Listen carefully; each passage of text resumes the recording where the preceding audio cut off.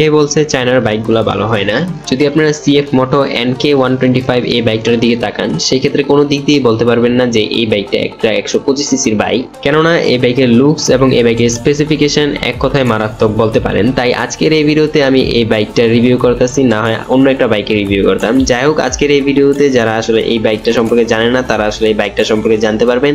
এছাড়া যারা আসলে এই বাইকটা কেনার চিন্তা ভাবনা করছেন তাদের জন্য আজকের এই ভিডিওটা খুবই ইনফরমেটিভ হতে যাচ্ছে।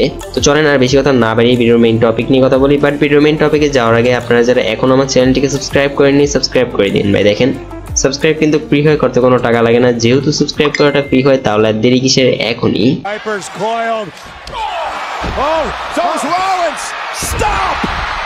শুরুতেই কথা বলি এই বাইকের লুকস নিয়ে। এই বাইকের লুকস মারাত্মক লেভেলের জোস, এটা তো বলতেই হয়। কেননা এই বাইকের অ্যাগ্রেসিভ হেডলাইট এবং এই বাইকের মাস্কুলার বডি ডাইমেনশন এই বাইকের লুকসকে অনেক সুন্দর করে ফুটিয়ে তুলতে সক্ষম হয়েছে।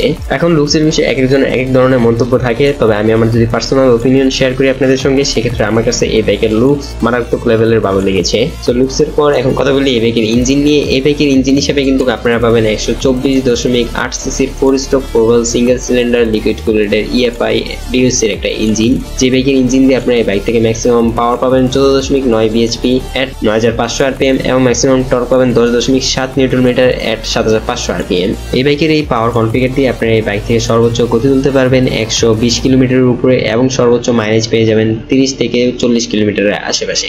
এই তো ছিল ইঞ্জিনের বিষয়। এখন কথা বলি এই বাইকের টায়ার এবং ব্রেক নিয়ে। সো এই বাইকের ফ্রন্ট হুইলে আপনারা পাচ্ছেন 110/70 সেকশনের টায়ারের সঙ্গে 300 মিলিমিটারের ডিস্ক এবং রিয়ার হুইলে আপনারা পাচ্ছেন 140/70 সেকশনের টায়ারের সঙ্গে 220 মিলিমিটারের ডিস্ক। আর এইখানে যে ক্যালিপারগুলো ব্যবহার করা হয়েছে সেখানে থেকে ফ্রন্টের যে ক্যালিপারটা সেটা হলো ডুয়েল পিস্টন ক্যালিপারের, আর পিছনে যেটা সেটা হলো সিঙ্গেল পিস্টন ক্যালিপার। তবে ABS এখানে থাকছে না, যেটা একটা মাইনাস পয়েন্ট এই বাইকের জন্য। রাইডারের কমফোর্টের জন্য ফ্রন্টে ইউজ করা হয়েছে আপসাইড ডাউন সাসপেনশন অর্থাৎ USD সাসপেনশন এবং রিয়ারে ইউজ করা হয়েছে মনোশক সাসপেনশন, যেগুলোর ফিডব্যাক মোটামুটি ভালোই বলা যেতে পারে। এই বাইকের হেডলাইট, টেল লাইট, ইন্ডিকেটর সবগুলো আপনারা LED এর পাবেন এবং এই বাইকের স্পিডোমিটার হিসাবে পাবেন ফুললি ডিজিটাল TFT ডিসপ্লে একটা স্পিডোমিটার। এখন একটু কথা বলি এই বাইকের বডি ডাইমেনশন নিয়ে। সো এই বাইকের length 1950 millimetre, height 1090 millimetre, seat height 785 millimetre এবং গ্রাউন্ড ক্লিয়ারেন্স 165 মিলিমিটার। এই সব কিছু মিলিয়ে এই বাইকের ওজন গিয়ে দাঁড়ায় 132 কেজি, যেটা ঠিকঠাকই বলা যেতে পারে এই সেগমেন্টে। তো এই তো ছিল এই বাইকের স্পেসিফিকেশনের বিষয়ে। এখন কথা বলি এই বাইকের প্রাইস নিয়ে। সো এই বাইকটা যেহেতু বাংলাদেশে আসেনি, সেক্ষেত্রে এই বাইকের প্রাইস আসলে ঠিক এক্সাক্ট জানা নেই। তবে যেহেতু এই বাইকটা একটা 125 সিসির বাইক আর অন্য এই বাইকেরও বড় ভেরিয়েন্ট আছে, মানে বড় ভেরিয়েন্টগুলা, তো ওই অনুযায়ী আনুমানিক এই বাইকের দাম আমার মধ্যে পার্সোনালি এটা 3 লক্ষ টাকার মধ্যে হতে পারে। এই বাইকটা 3 লক্ষ থেকে 3,50,000 টাকার মধ্যে।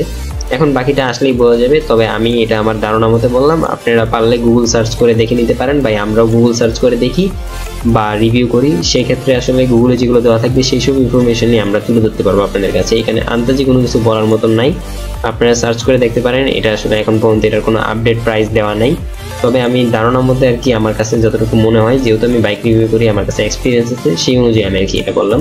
যাই হোক, এখন আসলেই বোঝা যাবে।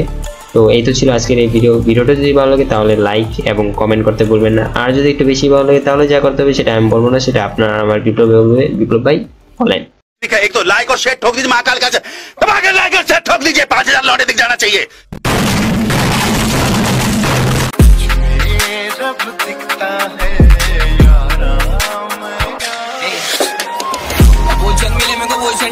आगे मन बोले रिस्क डरेंगे पढ़ने से आगे में